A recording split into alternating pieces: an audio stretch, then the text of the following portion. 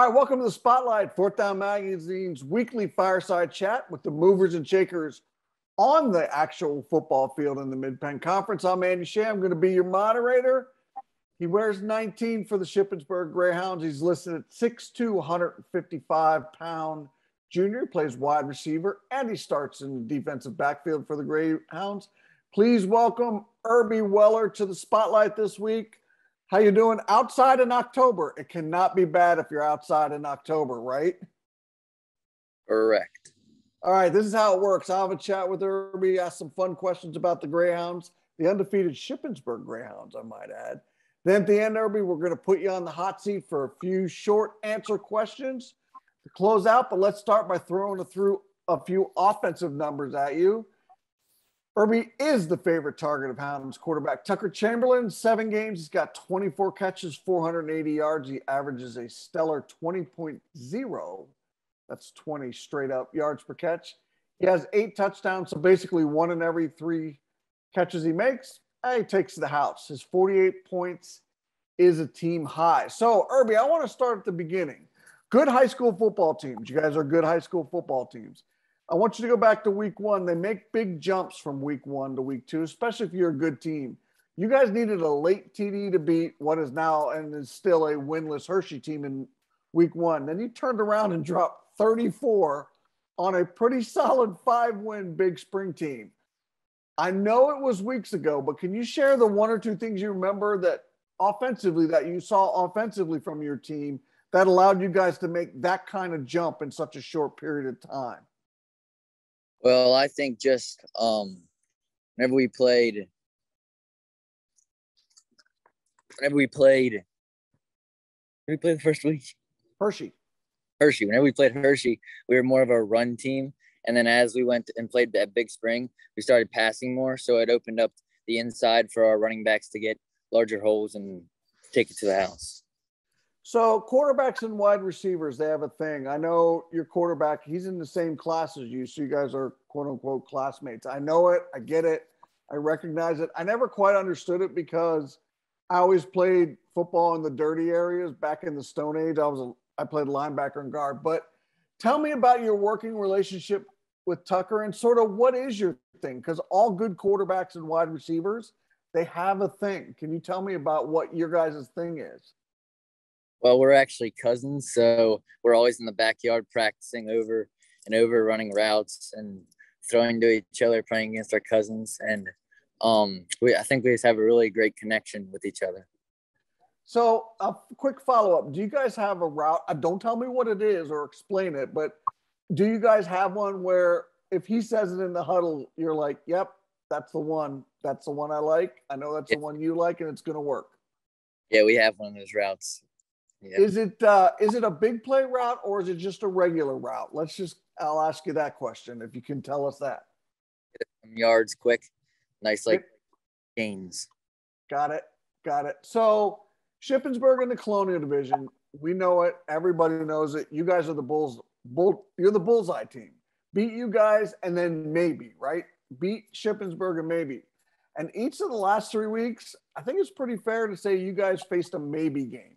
Right? Well, maybe Waynesboro is a contender. Well, maybe Mechanicsburg is a contender. But, well, hold on. Well, maybe Northern is a contender. I mean, the schedule lined them up for you guys to knock them down. That's a lot easier said than done. You know it. I'm just saying it. But talk about what you feel is the reason for success like that 3 straight weeks in a row where your defense has only allowed 3 total touchdowns. Oh, I mean, at the beginning of those games, we just kind of set the tone because we got a turnover right away in all 3 games. Like, I think Jackson Funson got a pick in the one right away. Right. I got a pick on kickoff. On the kickoff, we got the ball and put it in for the touchdown. So it was just a killer effort from the very beginning. So tell me, who has the best nickname on your squad? Do you have a guy who's like, that's a good nickname? Yeah, we're going to have to give that one to Diesel Kosher. We call him Diesel Kosher the bulldozer because he just runs over their whole defense. He's not afraid of contact is what you're saying. Not at all. So there's always a guy or two on a team when a team is playing at the level you guys are at. There's always a most improved player, like somebody who really got better this year as compared to last year. Give me that guy, in your opinion, who it is for the Greyhounds and why you think it's so important for you guys. I'm gonna have to say it's Nate because last year he did really good stuff for us, but this year he's getting us large gains, and I don't know how many yards he has, but I know it's a good bit. And so we're just really distributing the ball to all of our players, and it's really helped us out. The added weapon probably just is opening up. It opens up a little bit more for you guys week after week. Is that correct? Yep. Who's the best cover guy you faced that year? Who made you this year so far? Who made you work a little extra to get open? It's definitely going to have to be Peach from Northern, who we just faced. Right. He played press coverage on me, and I mean I got by him a good bit, but we didn't have time to pass it in time to me, really. So I have another interesting question for you. So you guys aren't what I would call combustible. You don't score 50, 60, and 70 a game. You're explosive, but you're not like a team that goes off. But you find ways to get yours, and you make it hard for the opposition to get theirs. It's complementary and extremely balanced. I say you like to beat teams with 1,000 paper cuts, which is like painful because you're not blowing them out, but they really don't fully understand that they have no absolute say in the outcome of that game, really. Yes, do you see teams getting worn down and tired fighting uphill against you guys so much? And what does that look like from your perspective? What are you seeing from other teams where they're just like, we're like banging our head against the wall here and we're not getting anywhere? I feel like they have to be feeling like that because our defense is very tough and we don't let up very many points a game. So it's got to get in their heads eventually. Like, you're not going to score against us very much at all. Can you see their frustration on the field from as games wear on, especially in the second half? Yes, they start like bickering back and forth. So they start to squabble and squawk with each other because they're not used to being beat with 1,000 paper cuts, and they literally have no say in the outcome.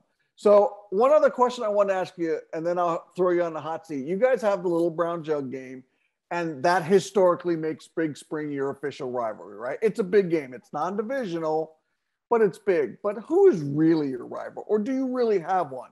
Who are the guys you don't like very much, and you know they don't like you very much? Is there one team that you guys look at that way, and they look at you that way?